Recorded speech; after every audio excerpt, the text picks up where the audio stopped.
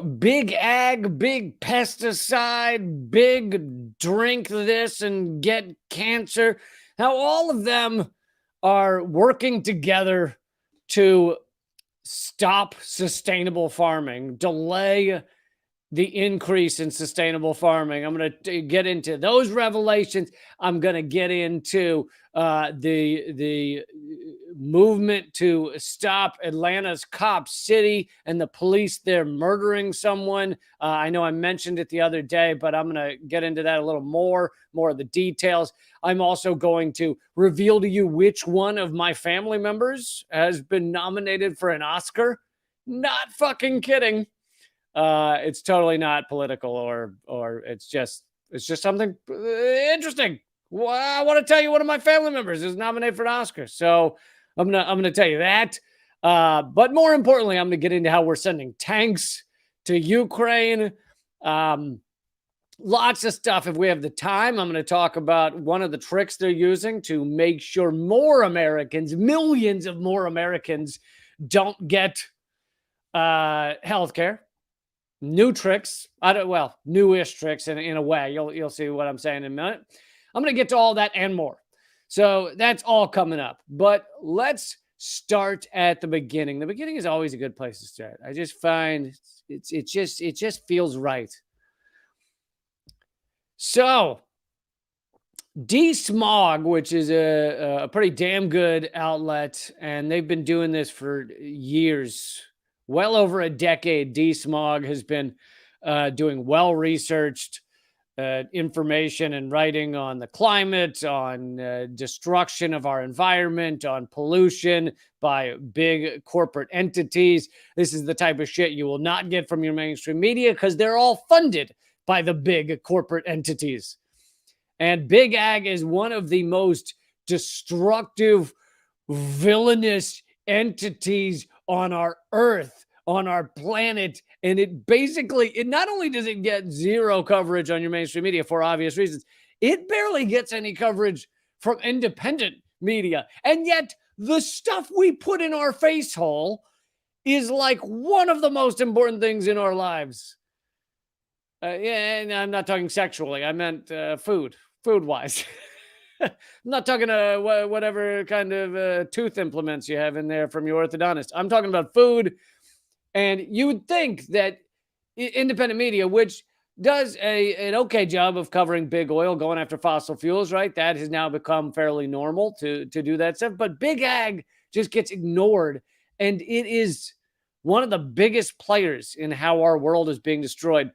Anyway, this article is called Sowing Doubt, How Big Ag is Delaying Sustainable Farming in Europe. In the spring of 2020, the European Union announced an ambitious plan to overhaul farming practices in fields and valleys across the continent.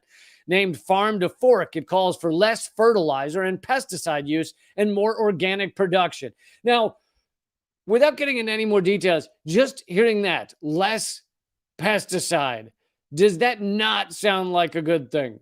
Like these pesticides, what the shit that Monsanto and the others, now Monsanto's owned by Bayer now, a German company, even though Monsanto is an American company.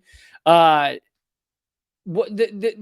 stuff they tell us is okay for us to eat, the herbicides and pesticides that they say is okay for us. And now we learned this several years ago, that Roundup, the largest herbicide, not pesticide, the largest herbicide in the world, Roundup, is cancerous, and that's now been proven, and yet it's on all of our foods.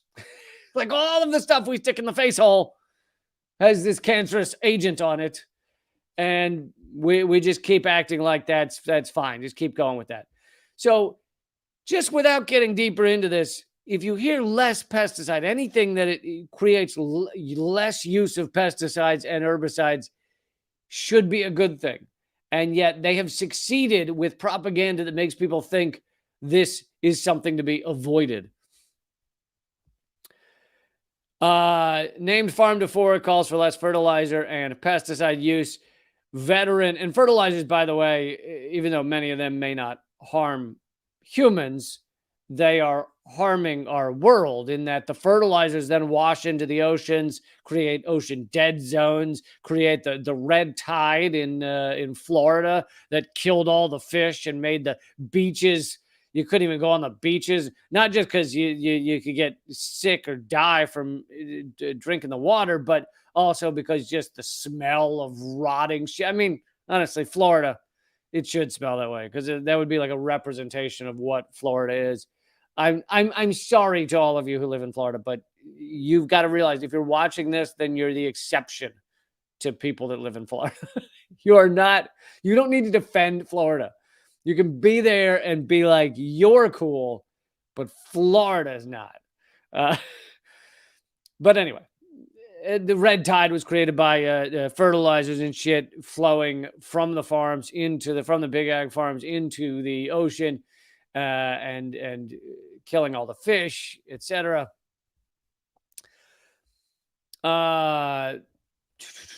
Veteran sustainable food and farming experts welcome the strategy as one that just might have a genuine shot at transforming the agriculture sector and result in better public health, contribute to ending the vertiginous decline of biodiversity.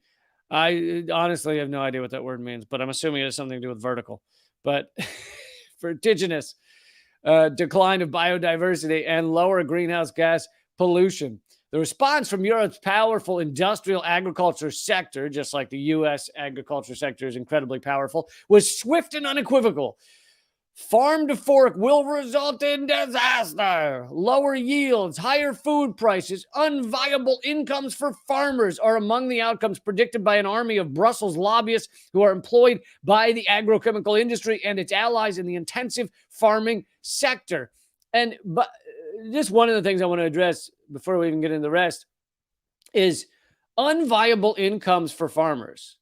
Well, if we need to switch to a different way of setting up our society, no matter what it is, if it's less pesticide, if it's less herbicide, if it's any of those things, if we have to switch the way our society is, such as a switch away from fossil fuels, or a switch away from harmful mining, or a switch away from hydrofracking, there's a million things we need to switch away from, and people go, well, wait a second, that will harm workers.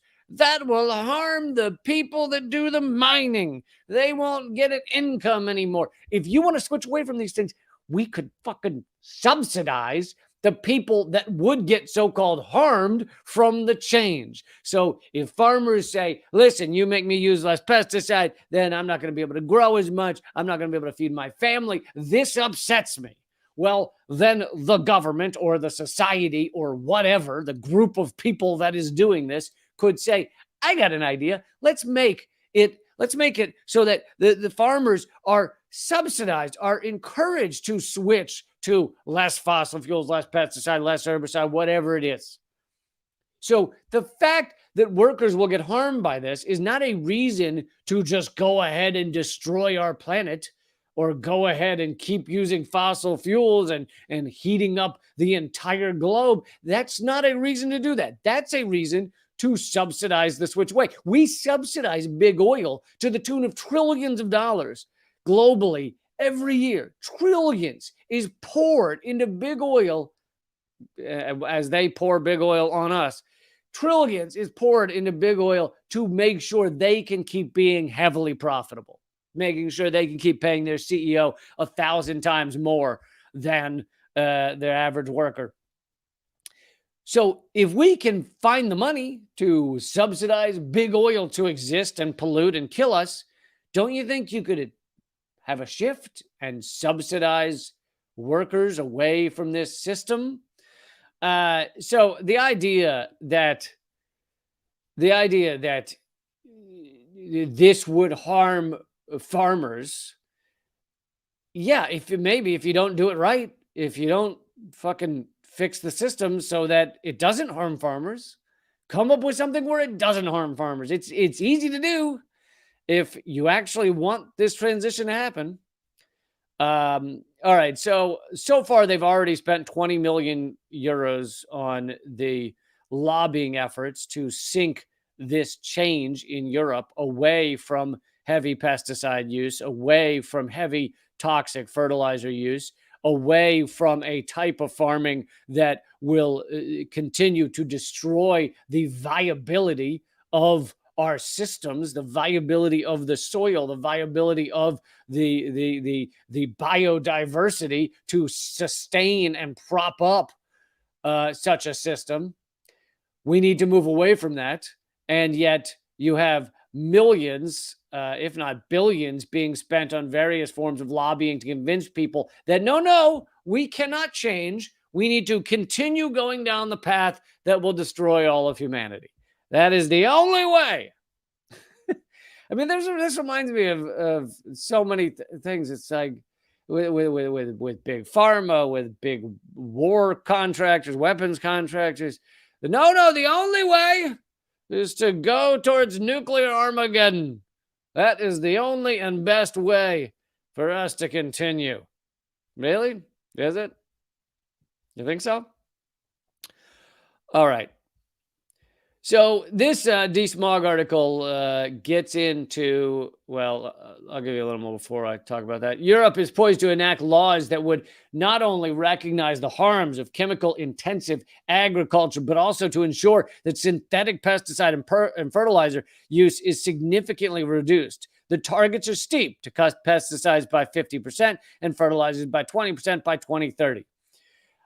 Now, they also mentioned some of the harm that's being done by these things, by the pesticide use and the fertilizer use. They say 1 in 10 bee and butterfly species are endangered in Europe, and chemical pesticides are a major driver. And, they may not have on hand the percentage of bees and other pollinators that have been killed over the past 40 years, but I know it's immense. I know that the number of pollinators is way down. The number of bugs in general is way down. And I don't know if I'm saying something real complicated here, but we kind of need bugs.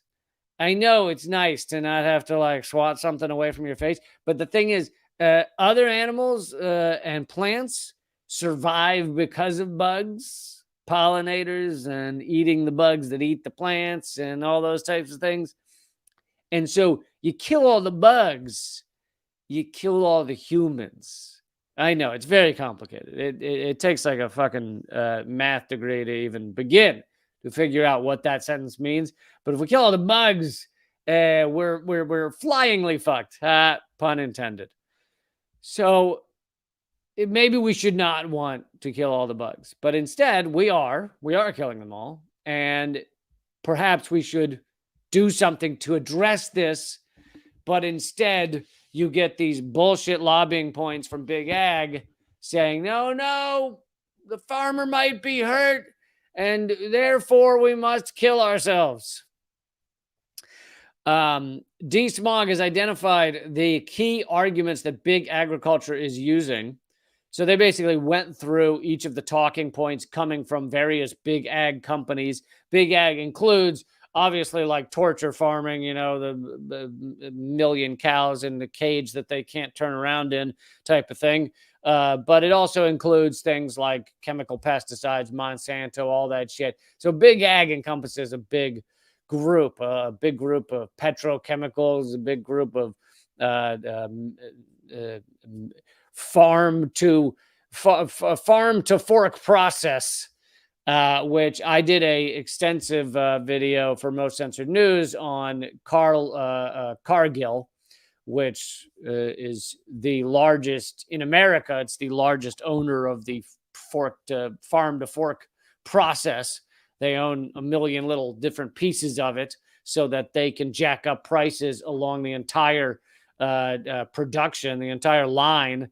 And you end up paying a lot more for various things. But then again, we also subsidize a lot of these things. That's how you can get a hamburger at McDonald's for, I don't know what it is now, $2. I don't eat McDonald's, but that's how you can get a hamburger at McDonald's for $2. But if you were to buy a, head of broccoli in the natural food store, it's $7. How much longer did that hamburger and how much more resources that hamburger take to create than the broccoli? The broccoli was one growing cycle. The cow lived for who knows how long. Tens of thousands of gallons of water pumped into it, all kinds of antibiotics they pump it full of, and obviously it's food and all that shit. And somehow $2. Someone says nothing at $2 is nothing at McDonald's is $2 anymore. One guy says a McDonald's hamburger is $6. All right, that's it. I'm Googling it. I am going by. I went $1 up from the price I know it was when I actually ate a hamburger, which I was 21 years old roughly when I probably stopped eating McDonald's. But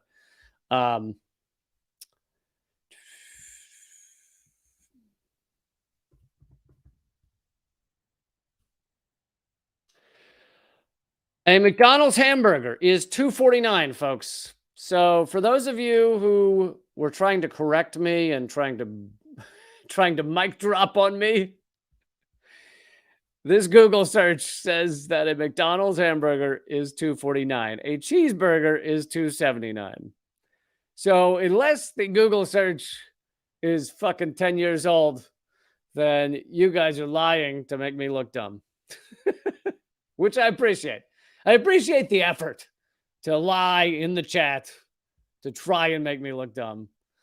But, all right. Anyway, fossil fuel industries has bought itself half a century. I love that. I highlighted that just because I like the expression, because it's totally what they did. The fossil fuel industry has bought itself half a century. For half a century, the earliest proof that Exxon and the others, the American Petroleum Institute, knew that climate change was happening and was going to happen is 1959. That's the earliest that we have public documentation that they knew. At least some of their scientists knew. Now, by the 60s and 70s, they were doing much internal research, and they could even predict the amount of degrees that the Earth would be heating up, and they were rather close to what has happened in their predictions. By the 90s and late 80s, oil companies Shell Oil created a video warning everybody that climate change was coming, and then they decided to shelve the video and never put it out. You can still go watch it on YouTube, though, and that was 1991. So they've bought themselves half a century, although really they bought themselves more than that. If you talk about 1959, we're talking 65 years. That they have bought themselves of us doing nothing and allowing fossil fuels to destroy our planet. All right, so here are the big ag companies. I do feel like I should name them because you should know who these shitheads are.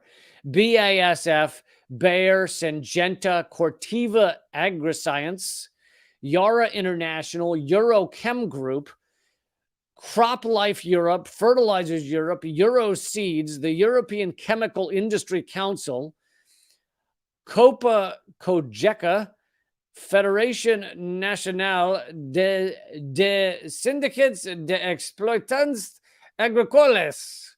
I'm sure I nailed that. I think I combined a French pronunciation with a Spanish pronunciation towards the end of it. And the Agri-Food Chain Coalition and the European Carbon and Farming Coalition. So there's the list.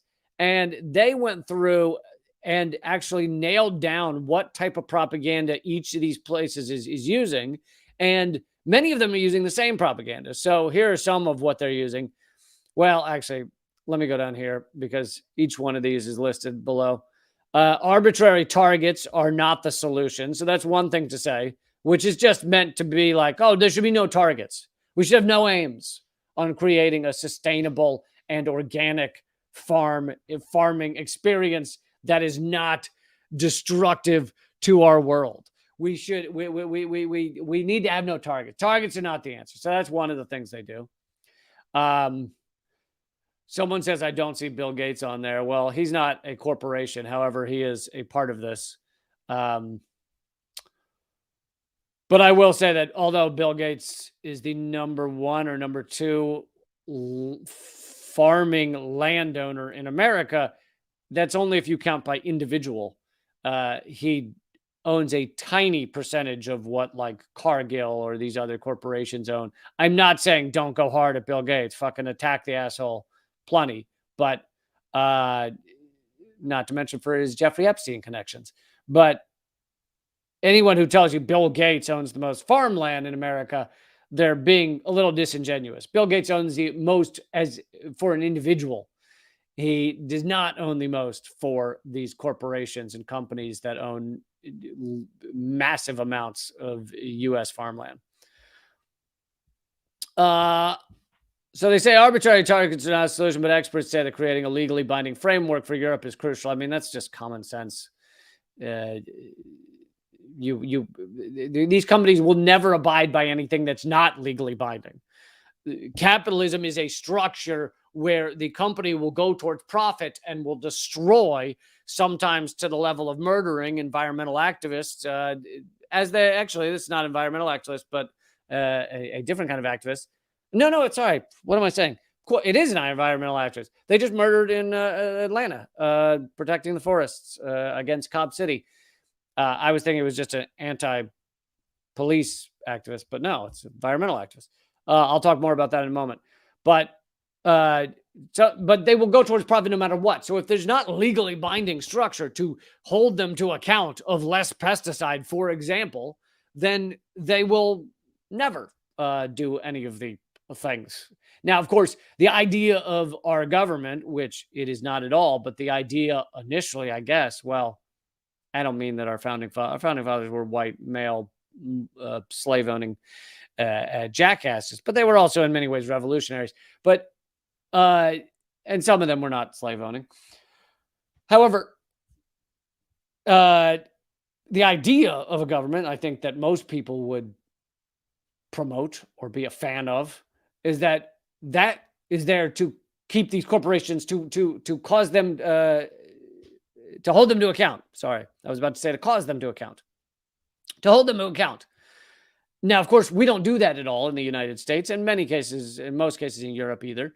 But we don't do that because they own the government. So the government doesn't hold them to account. The government owns them. And they own the government and they tell the government what to do.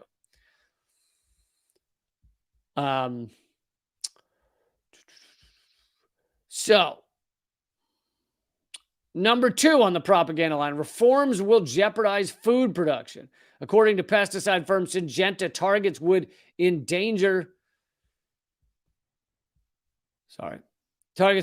food security, while the Copa-Cogeca representative has warned of the risk of green reforms at a time of volatile food prices that risked political unrest and even a refugee crisis. That's the other thing, is they say this is going to cause food prices to go up. And you're like, well, first of all, it doesn't have to. The government can subsidize whatever the fuck they want. By the way, and this stat is 10 years old, so I don't know what it is today. Anyone who's about to lie to me about fucking what I'm about to say, tell me I got it wrong. But the stat from 10 years ago was that the average cow in Europe was subsidized to the tune of $2, which is more than 50% of humanity makes in a day. The cows in Europe make more than 50% of humanity every day. It's fucking insane. But you can subsidize whatever the fuck you want. So the idea that prices will go up, well, only if you want them to let them go up, and you, it's a garbage talking point. And besides, you know what? The prices should go up if it means creating a better world. Like, it's very complicated, but we live in a heavily consumerist society where we're throwing out 40% of all food. 40% of all food gets thrown out in the United States. And yet then we go, well, why does it cost so much? Well, maybe because we're throwing out 40% of it. There's a lot of other details of why food, does or not cost too much, but which I should move along if I ever want to get through this article. The message that the green transition will come at an unacceptable social cost echoes a story often heard from the fossil fuel lobby. Experts say that this narrative is misleading on multiple fronts. The impact of the targets will depend on how they are implemented, scientists explain. Oh, yeah, we needed a scientist to explain that. How tough it is depends on how you do it. Oh, really? Can we get a guy with a bow tie on to explain that? Is there a guy with glasses who can tell us that how things go depends on how you do them? Could you get someone smarter? Is there someone who's authored a book who could explain that how tough things are? It depends on how you're doing the things. Okay, good. According to the United Nations, farmers already grow more than needed to feed the world's populations. Yeah. Again, we throw away 40% of all food. I don't know what the number is in Europe, but I'm sure it's close to 40%. 40% of all food in the United States gets thrown out. Much of it gets thrown out because of things like in grocery stores. Do you ever go into a grocery store and they have a display of the fruits and veggies and it's like 3 oranges sitting out? No. They've got to have 1,000 oranges, right? It's got to be a cornucopia of corn. Pun intended. It's got to be a fucking deluge of fruit because that makes you more likely to buy it. You're more likely to grab the thing that is in a giant pile of glistening oranges or apples or bananas. You're more likely to go, that's what I want. Whereas if you saw a thing of 5 bananas sitting on a shelf alone, you'd go, it looks kind of dirty. I don't know what's going on with that 5 bananas. I don't know.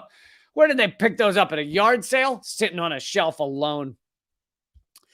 No, so they need bundles of this shit everywhere. And what happens to most of it? Most of it's thrown out. Now, it's also thrown out because it's ugly, right? Ugly fruit. I've done segments on this before. Ugly fruit and vegetables get thrown out because people don't want to buy ugly fruits and vegetables. You have a potato with a thing sticking off of it. Nobody wants that. You have a pepper that looks like a dildo. Nobody wants that either. People do not want ugly fruit. And so we throw it out. It's amazing how much food we throw out. Now, of course, most of the food we throw out is because we cook it and throw it out. Don't serve it to don't serve enough. We put it on the plate and then we decide I didn't want to eat that. So there's a million reasons. And I'm not saying I'm exempt from this. I certainly sometimes put things on my plate and don't eat them. But I have another family member, I won't say who believes that you're only actually serving your guests correctly if you have way more food than they could possibly eat. Like that is the way to correctly serve guests. So you have family over and you create just heaping bowls of stuff that they could never finish in a million years. And that's the correct way to serve guests. And, most of it gets thrown away. So, but of course, most food waste is not about personal choice. Like with most of these things, we should not shrink them down. I'm not saying you can't make better personal choices. I, for example, don't eat meat. It's a personal choice to against our, torture ag industry. But we have to talk about this in a way that is beyond the personal choice. Because if these corporations make it all about the personal choice, then they stop the criticisms of them. They stop you coming after the actual ruling class, the actual elite that make these decisions. And that's where the greatest waste is. That's where the greatest destruction is. That's where the use of all these pesticide chemicals is. Most of it is not on us individually. And so I support personal choices. I think people should make them, but don't look at that as your crusade. It shouldn't be like, another good example of a personal choice is I do my best to avoid using plastic bags, right? I say no to the plastic bag at the store, and when they want to give you all the plastic lids, I try and, as much as possible, I try and not take the plastic lids. But I don't sit here doing long videos on how you shouldn't use the plastic bags. And you should. They fucking don't. But if they make it about our individual choices, then we are missing the larger point, which is that we live in a system where we use hundreds of thousands of plastic bags globally every minute. Hundreds of thousands. Apparently, it's enough to cover France in plastic every day. It is unbelievable. And that is systemic. And we need to criticize the system, because if we make it about us individually, then we've already lost the war. You may have won a tiny, tiny battle. You know, it's like putting a splinter in the boot of a guy on the other side when you're in war. When you're at war and you successfully get a splinter in the boot or attack in the boot of the guy on the other side, and you know that he's marching slower, his foot hurts, he's like, oh, what the fuck is in my boot? And maybe it'll get infected and it'll be really awful. And it's just really annoying, that guy. But I wouldn't say you won the war. I'm not going to say don't put a tack in his boot. I'm not going to say don't put a nail in his boot. Maybe it helps a little, but that's not really the issue at hand. Did that make sense? Hope so. This article is taking longer than I thought, but I think it's worth it. I think we're doing important work here. They say the EU targets ignore science. It's a familiar tactic of big oil, which has poured millions into funding independent scientific and economic studies, including paying economists to estimate the cost of climate policies. They're basically saying that big ag is doing the exact same thing that big oil does, except in this case, it's in Europe related to pesticides and fertilizer use. They're paying for their own studies, which are done by scientists that are funded by them, and they then go, look at that study. It says we should use all of the pesticide. Look, this guy, the scientist, is in a study, and it says we should drink pesticide for breakfast, lunch, and dinner. Are you paying him? Oh, we are paying him a shit ton. We actually just gave his son braces. But that's not a real study. You can't be paying the goddamn scientists and also count it as a legit study. Again, the research doesn't account for the cost of inaction. Of course, none of these things account for the cost of inaction, right? Same with fossil fuels. If you account for inaction, well, then it's the death of the human species. So I think that someone should talk about it. Like, that should be counted in the study. But no. We'll just say miners are going to make less money mining coal. Well, what's the cost of continuing to use coal? We don't want to talk about that. That's not on the table to discuss. Number 4, reforms will make Europe dependent on imports. When it comes to imports, according to research done by Bliggity Blue, the EU is already a net importer of calories. However, the 2021 study found that if greener farming practices were combined with measures such as dietary changes and slashing food waste, Europe could transform to a net calorie exporter. There's so much about our diet. So, I like to talk about the different layers of reality. The layer of reality that you will not get from mainstream media, but even from independent media, and maybe even from this DeSmog article, is that there's so much about our diet that is impacted by a culture that is based on capitalist, consumerist tendencies. Much of what we're told to eat, much of what ends up on our plate has been so heavily influenced by capitalism. And when I say that, by the idea of profit over all else, and by the powerful corporations that exist, that we don't even realize that we may do things on a daily basis. I mean, the food pyramid was designed to support important American industries like dairy and like big ag, not to create a sustainable system, not to create a system that will be livable for our children and our grandchildren. That was not the aim. The aim was, how can we make sure people are eating and drinking enough of the industries that support our economy? There's no reason that humans should be drinking uh, uh, cow mucus in their 40s. Maybe there's some argument. I don't know. People can debate it out in the chat, but maybe there's some argument for why our kids could have some milk. But you get to a certain age, there's no reason we should keep having cow mucus in everything. And I know scientifically it's not cow mucus. It just sounds funny.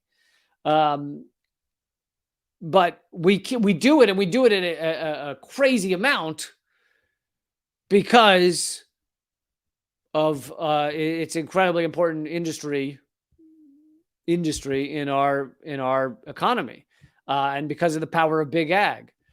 And there's no reason we should be eating the amount of meat we eat, even if you eat meat.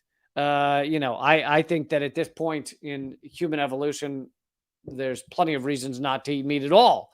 But even if you eat meat, and I actually, know some people with different blood types than me and in different situations who it seems need some meat, a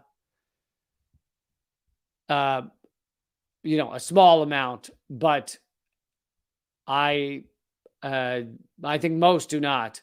And yet the reason we eat meat, every meal has loads of meat.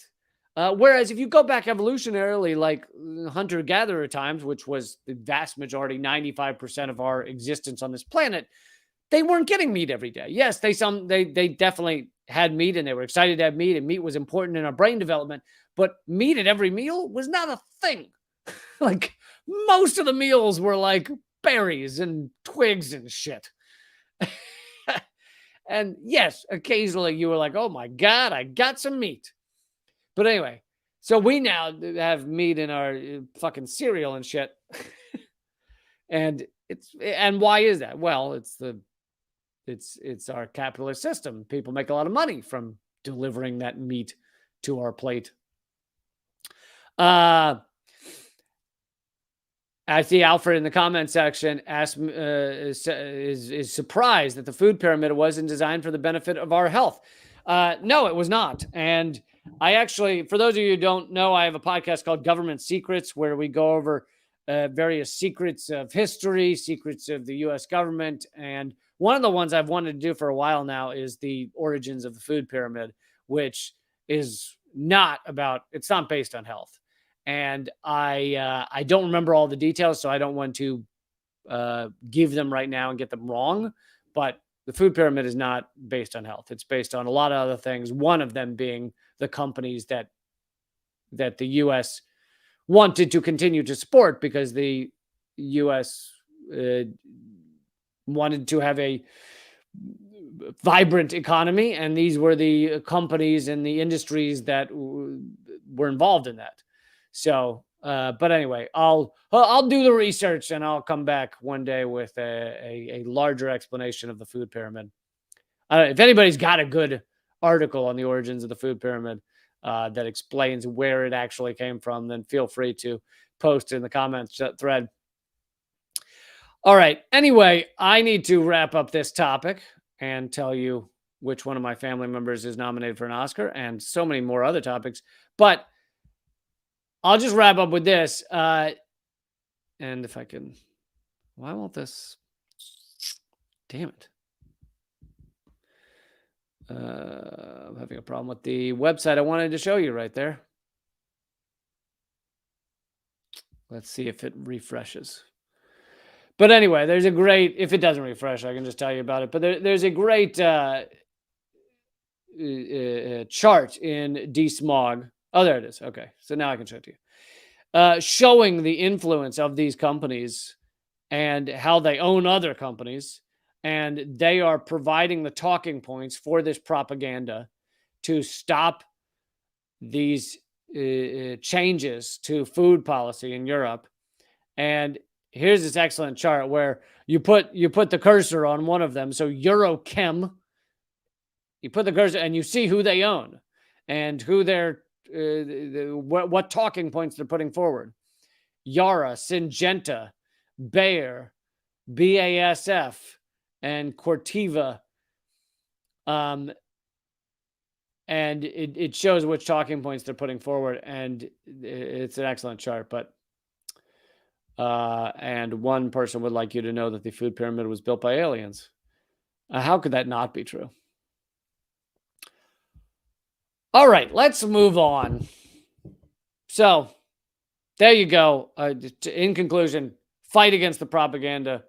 And one last note is, I'm amazed the people that claim to be independent journalists who don't look at where for certain topics, don't look at where the money's coming from, where the influence is coming from. So they'll repeat the bullshit by those exact companies, and they won't go, where did these talking points come from? Oh, they came from big ag, big chemical, they came from shitheads like Syngenta and Monsanto. And it's like, you call yourself a independent journalist, a outside the mainstream journalist, and yet you're repeating the bullshit coming from big ag. Like, isn't step one to not give out the talking points of big ag and big oil? And like, it's just, to me, it's nonsensical. It's like, if you want to stand for something that is outside the mainstream media, then step one is look at where the money's coming from, where to give those talking points. If it's coming from big ag and big chem and big pharma, then you're repeating the wrong shit, to put it simply. All right. I'll keep this one short because it's not political, and it's not news in the traditional sense,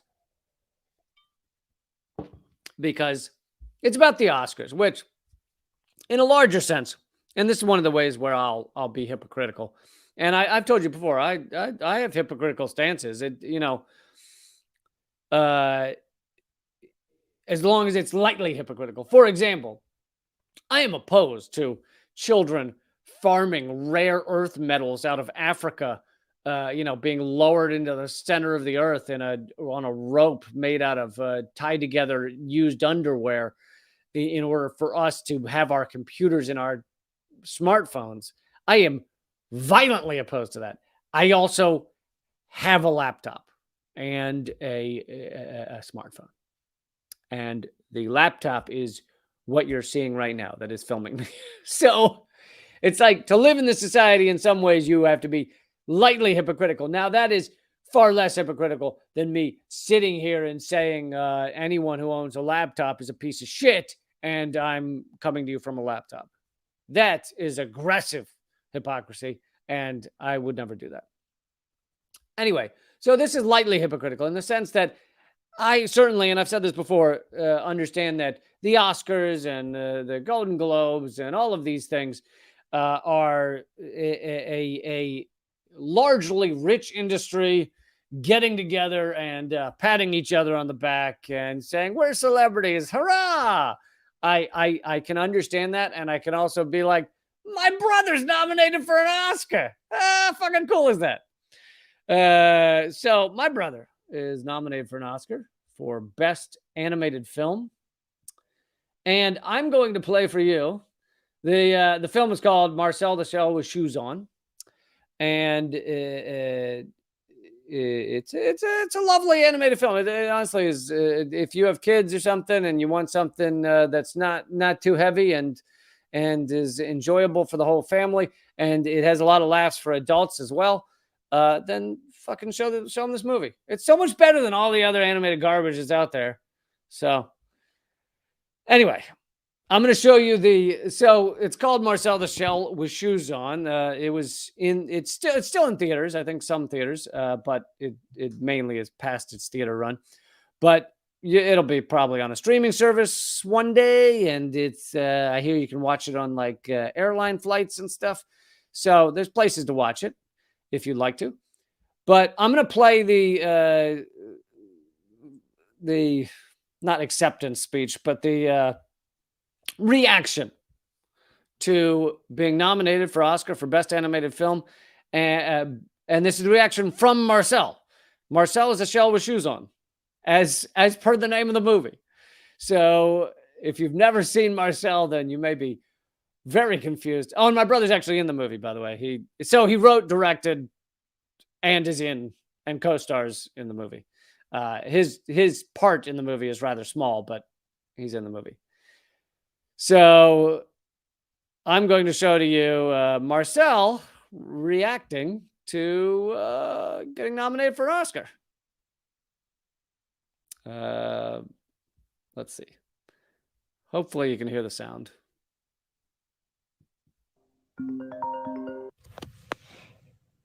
What am I even supposed to say? I guess this is one of those moments that you call a stunner? Is this what you call a stunner? Wow, it really is an honor just to be nominated. I'm a little bit nervous about what maybe I should wear to this kind of thing. I look pretty weird in a bow tie just because it sort of accentuates that I don't have a neck, or maybe I am only a neck.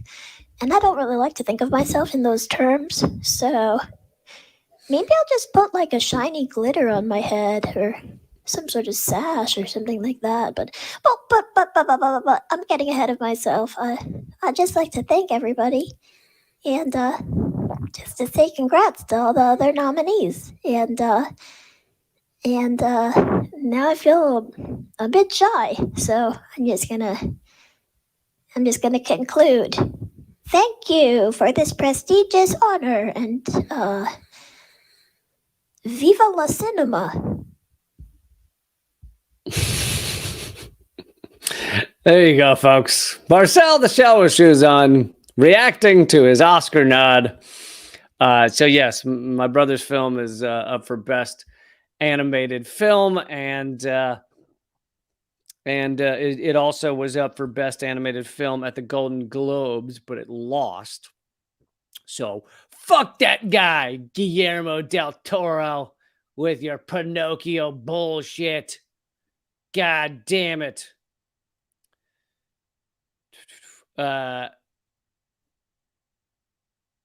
But anyway,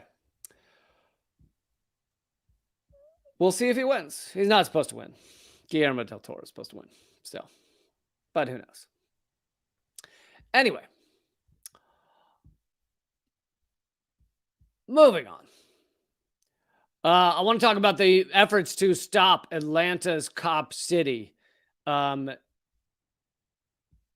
This is, I talked about it a bit the other day. The movement to stop Atlanta's Cop City calls for support after police kill a forest offender. Literally, they murdered this guy in cold blood. I mean, this is about as fascistic and horrific as you can get. This is cops, heavily armed cops, going in and murdering a forest offender. And yes, in a moment, this will just be at rumble.com/Lee Camp. I'm sorry for the delay on that, but thanks to those of you who reminded me of that. But the movement to stop Atlanta's Cop City is getting bigger and bigger. I mean, unfortunately, it comes on the heels of this really assassination of a forest offender, but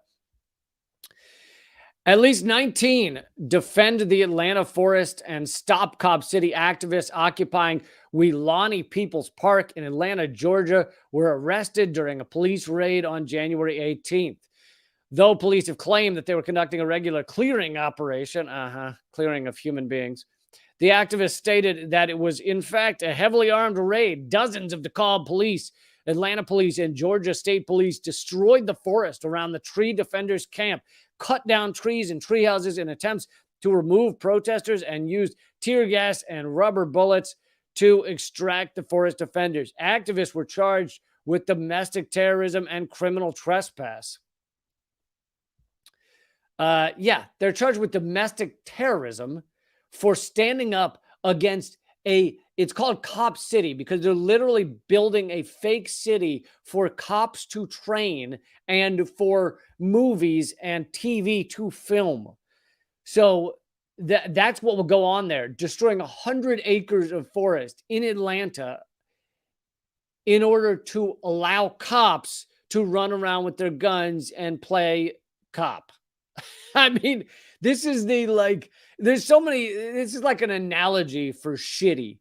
To take a brutal fascistic police force, cut down trees, and put a fake city where they can run around pretending to be brutal fascistic police shitheads, so that they can then go out in the real world and do it for real. And they charge these protesters with terrorism, which means they can spend years, they're facing years in prison. And now they have actually murdered one, they have actually assassinated one. It's just a level of horrific. One indigenous land defender named Manuel Turan has also known as Tortuguita, was shot and killed by police during a raid of the park. Turan was a trained medic who ran a mutual aid group, was a member of Tallahassee's Food Not Bombs, and organized disaster relief efforts for low-income families in Florida whose homes have been damaged by hurricanes. I mean, this guy sounds like everything you ever want in a human being.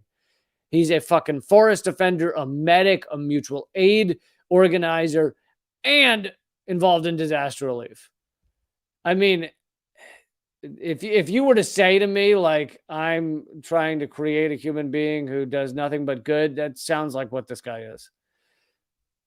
Forest defenders have occupied the Weelaunee, also called South River Forest, since June 2022 after the $90 million police training facility project dubbed Cop City moved forward despite community opposition at city council meetings and community engagement sessions such as workshops, potlucks, and letter writing gatherings. Cobb City would entail the destruction of 100 acres of forest to build the largest police training facility of its kind in the state. If every U.S. state was a country, it would have the fourth largest rate of incarceration in the world. Georgia would. If every U.S. state were a country, Georgia would have the fourth highest rate per capita of incarceration in the world, meaning Georgia, the state, is the fourth highest rate of incarceration country in the world. Let that sit with you. Sit with that for a minute. Here is a photo of Manuel Turan. I mean, it's just horrific that they ran into this encampment to kill this guy. It's disgusting. And not surprising when you have militarized police like that in many ways. Not surprising. All right, I'm going to go. I'm going to continue on this topic, but I also have other topics coming up, such as the shipping of tanks to Ukraine at rumble.com/LeeCamp. That's rumble.com/Lee. It's free to go there. So, and watch. So I'm not saying to get the next information, you have to pay. Rumble.com/LeeCamp. And when you get there, please click follow. It's also free to do that. All right. I will see you there. And if you're already watching at rumble.com/LeeCamp, nothing will change. This stream will continue in 3, 2, 1.